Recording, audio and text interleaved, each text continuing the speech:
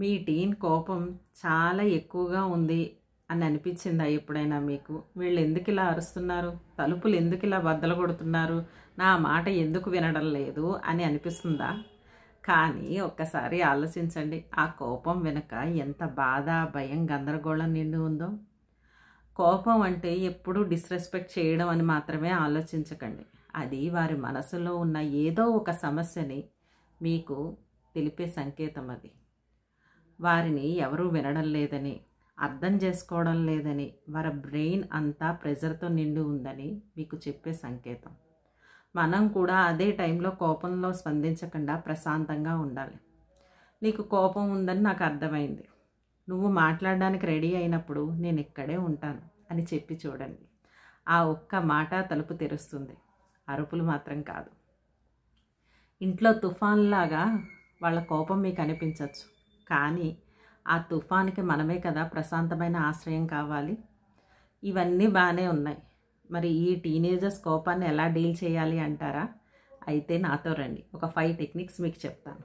First one, be calm yourself. వారు అరిస్తే అదే టైంలో మనం కూడా అరిస్తే పరిష్కారం మాత్రం దొరకదు. ప్రశాంతమైన తల్లిదండ్రుల దగ్గరే ప్రశాంతమైన పిల్లలు పెరుగుతారు. స్పందించే ముందు కొంచెం ఆలోచించండి. Next one, be empathetic. వారి మనసులోని బాధను అర్థం చేసుకోండి. నీకు ఏ విషయానికి ఇంత బాధ అనిపిస్తుంది అని మృదువుగా అడిగి చూడండి. ఎంపతి అంటే శిక్ష కంటే వేగంగా కోపాన్ని తగ్గించే శక్తి దానికి ఉంది. Third, set ground rules. వారికి చెప్పి చూడండి, కోపం రావడం తప్పు కాదు, కానీ ఎదుట వారిని డిస్రెస్పెక్ట్ చేయడం అనేది మాత్రమే తప్పు. అరిచే పని లేదు, మనసు విప్పి చెప్తే అర్థమవుతుంది అనే కుటుంబ నియమాలు చిన్న చిన్నగా పెట్టండి. Fourth one, observe your own anger. ఇది చాలామంది పట్టించుకోరండి. పిల్లలు మనల్ని చూసే నేర్చుకుంటారు. మనం కోపంలో ఎంత సహనంగా ఉంటే వారు కూడా అదే శాంతిని నేర్చుకుంటారు. Last one, give unconditional love. వారి ప్రవర్తన ఎలా ఉన్నా సరే నేను నిన్ను ప్రేమిస్తున్నా అనే అనుభూతిని వారికి కల్పించండి. ప్రేమ అంటే తప్పును ఒప్పుకోవడం కాదండి, తప్పులో కూడా తోడుగా ఉండడం.